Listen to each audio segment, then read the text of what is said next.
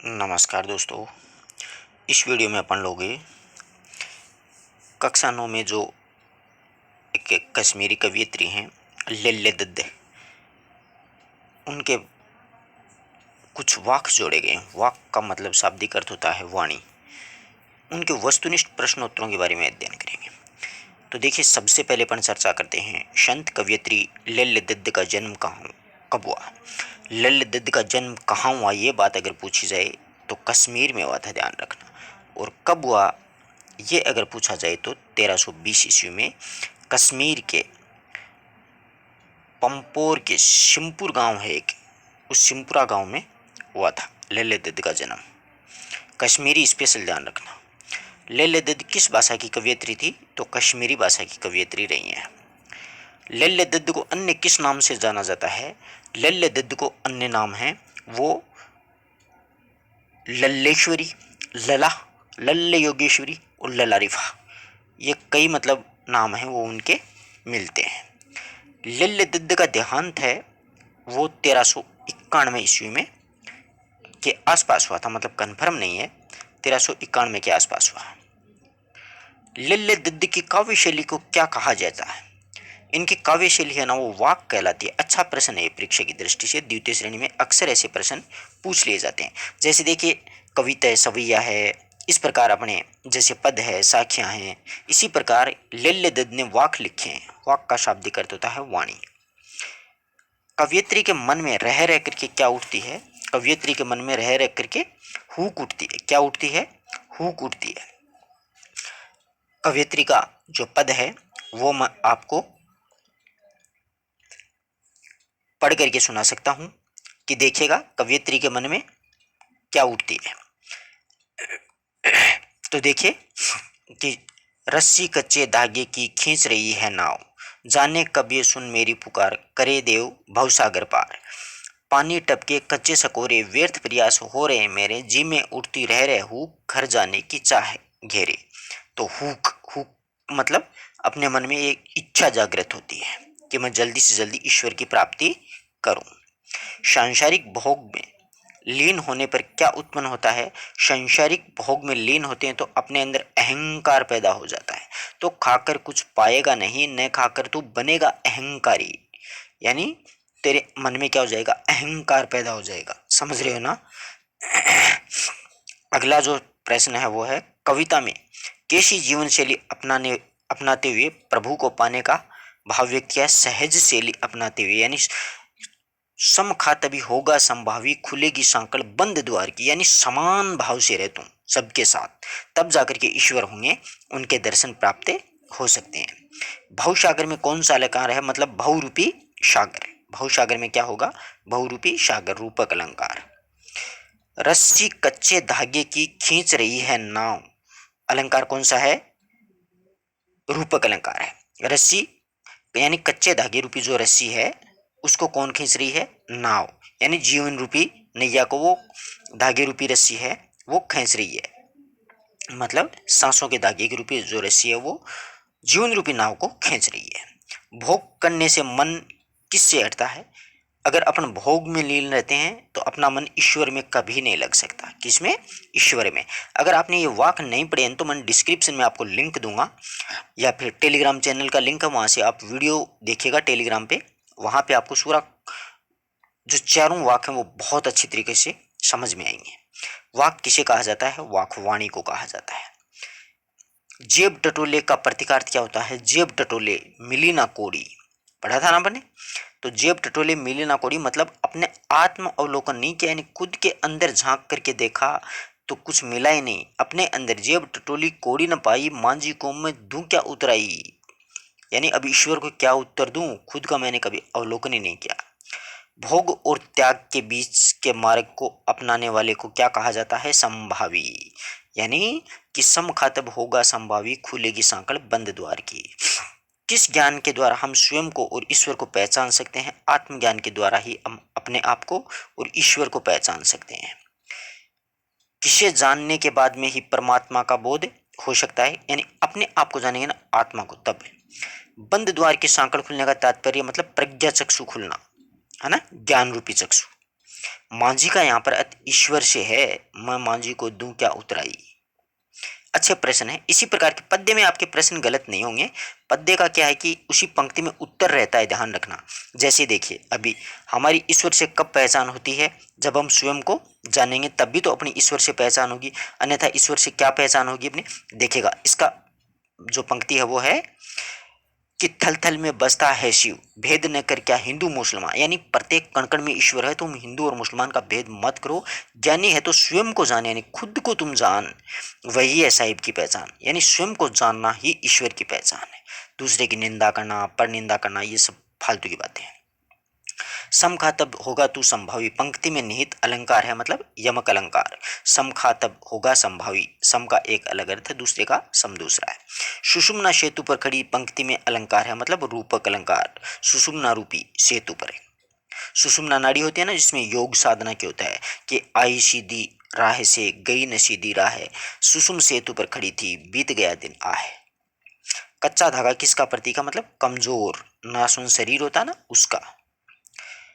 कवियत्री ने किस प्रकार के सकोरे की बात की है, कवियत्री ने कच्चे मिट्टी के बने हुए सकोरे यानी गढ़े की बात की है कि पानी टपके कच्चे सकोरे व्यर्थ प्रयास हो गए हो रहे मेरे।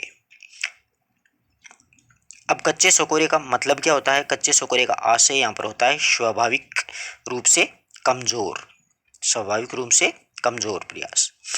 कवियत्री को किस घर जाने की चाह हो रही है, कवियत्री को किस घर जाने की चाह हो रही है, देखिएगा कि जीव में उठती रह रहे घर जाने की चाह, मतलब आत्म का अपने अवलोकन करने से परमात्मा के घर जाने यानी ईश्वर के घर जाने की चाहत हो रही है। कवियत्री के मोक्ष प्राप्ति के रास्ते बंद क्यों हो गए हैं, मोक्ष प्राप्ति के रास्ते इसलिए बंद हो गए हैं, उसने नाशवान जो शरीर है उन चीजों का सहारा ले लिया है, नश्वर से चीजों का। रस्सी किसके लिए प्रयोग हुआ है, जीवन रूपी डोर यानी जीवन रूपी रस्सी। रस्सी कच्चे धागे की से कवियत्री का क्या तात्पर्य है, मतलब सांसें कमजोर हैं अपनी, रस्सी सांसें तो होती हैं, सांसों के रूप में रस्सी का प्रयोग किया है। नाप किसे कहा गया, मतलब जीवन को।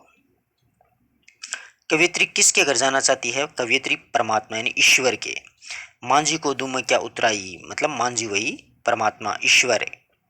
कवियत्री ने उतराई किसे माना है, मतलब सदकर्मों यानी अच्छे कर्म अगर मैं नहीं करूंगी तो मांझी यानी ईश्वर को मैं क्या जवाब दूंगी कि मैंने जीवन में, आपने जीवन दिया और मैंने आपको क्या दिया, कुछ भी तो अच्छे कार्य नहीं किए।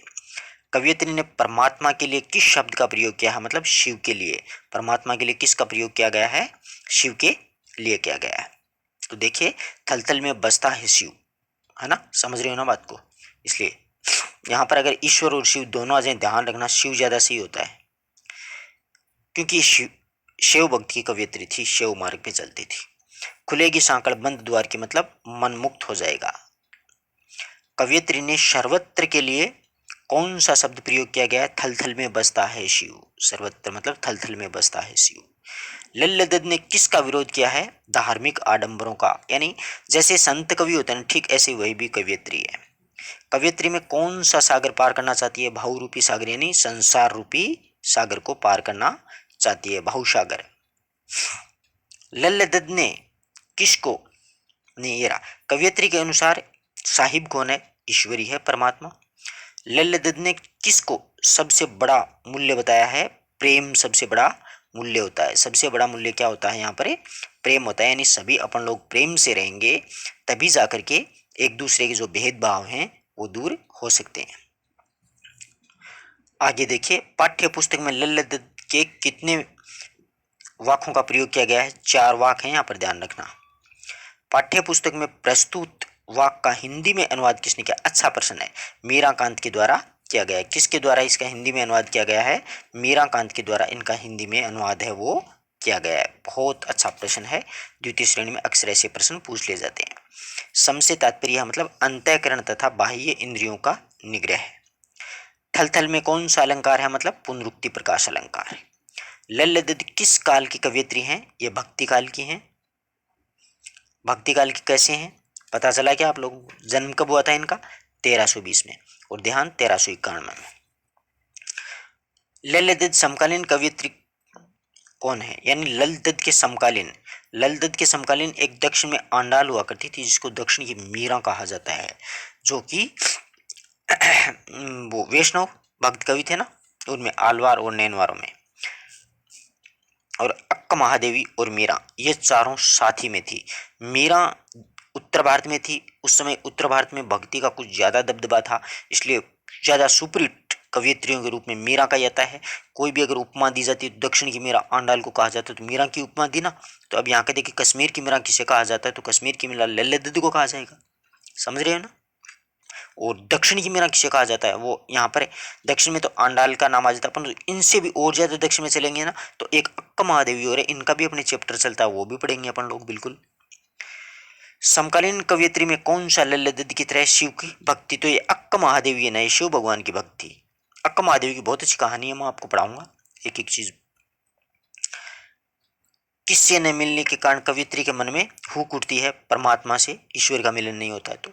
कवियत्री का दुख का क्या कारण है, यानी ईश्वरीय मिलन मिलन में बाधा हो रही है, परेशानियां आ रही हैं। सुषुम्ना नाड़ी का प्रयोग लेखिका ने किस दर्शन हेतु किया गया, बहुत अच्छा प्रश्न है, योग दर्शन, मतलब व्याख्याता प्रति के लायक प्रश्न है ये। साहिब से पहचान करने का अर्थ लल्ले दत्त ने क्या लिया है, मतलब स्वयं को जानना।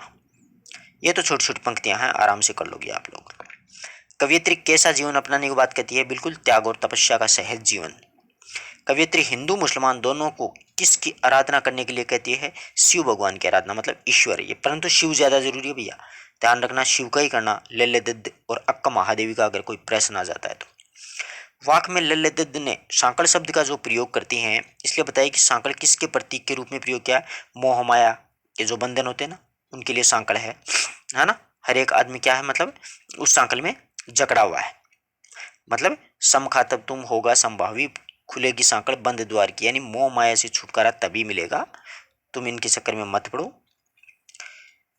किसे जानने के बाद में परमात्मा का बोध हो सकता है, आत्मा को जानने में, यानी खुद को जानने में। हमें जीवन में किसके बीच संतुलन बनाए रखना चाहिए, भोग और त्याग के बीच में संतुलन होना चाहिए।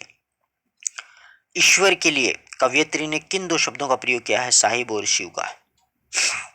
किसे पहचानने के लिए आत्मज्ञान का होना आवश्यक है, ईश्वर को पहचानने के लिए। मनुष्य भोगों का भोग करके किसका नाश करता है, शरीर का ही नाश करेगा, यानी कुछ जो कुछ भी भोगेगा तो शरीर का ही नाश होगा। भोग करने से मन किससे हटता है, ईश्वर से हट जाता है। भोग और त्याग के बीच के मार्ग अपनाने वाले को क्या कहा जाता है, संभावी, यानी समान भाव से।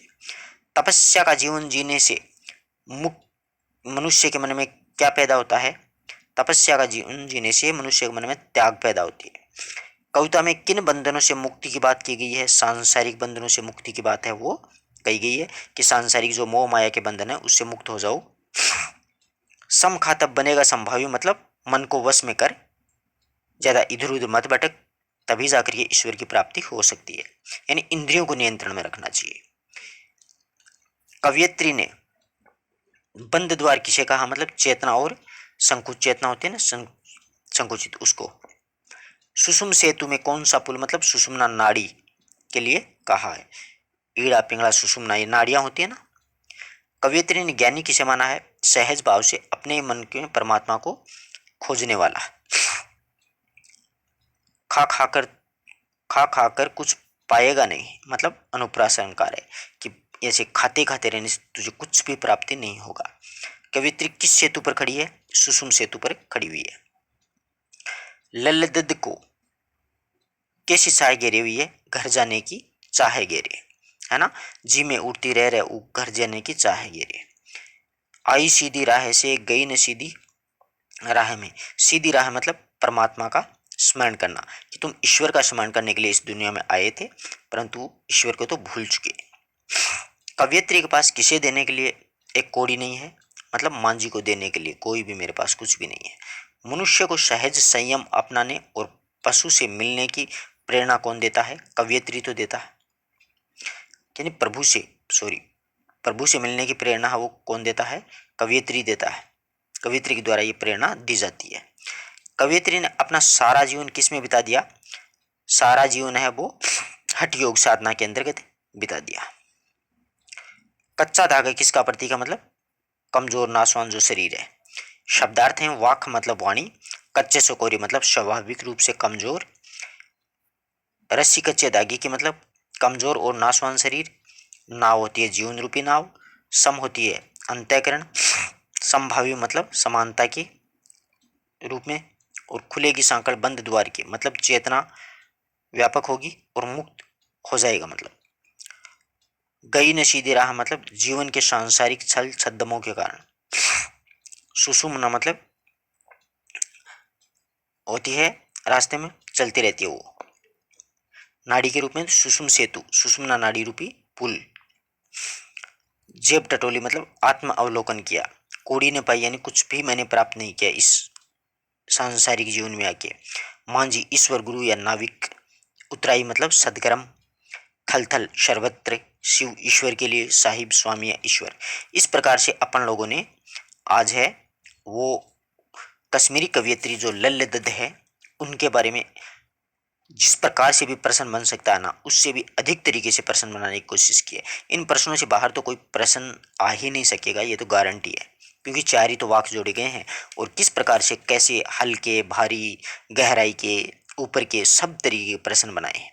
तो आप अपने मित्रों तक भी थोड़ा सा इसको शेयर कर देना, ताकि और विद्यार्थी भी इससे लाभान्वित हो जाएं। आप जिस लाइब्रेरी वगैरह या कोचिंग संस्थान जो भी ज्वाइन कर रखा है उसमें सारे पाठों की इसी प्रकार के आपको प्रश्न है वो करवाए जाएंगे।